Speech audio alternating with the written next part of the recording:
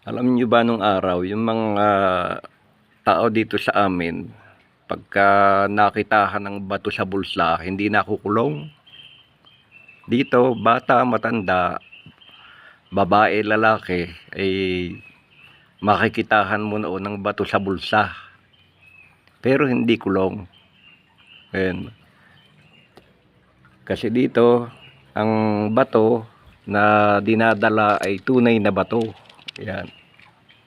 Ayan, tunay na bato. Ginagamit sa tiradol o balate. Yung iba naman ginagamit sa larong dampot-ipot. Ayun, baka may umabot pa sa inyo ng larong dampot-ipot. Ayun, ganitong kalalaking bato ang ginagamit. Yung iba naman ginagamit ito sa sungka. Nung uso pa yung mga sungkaan dito, ito ang inilalagay sa sungkaan. Ayan, kaya noon dito, ito ang hindi bawal na bato. Ngayon ang bato delikado na. Pagka nahulihan ka ng bato, kulong ka.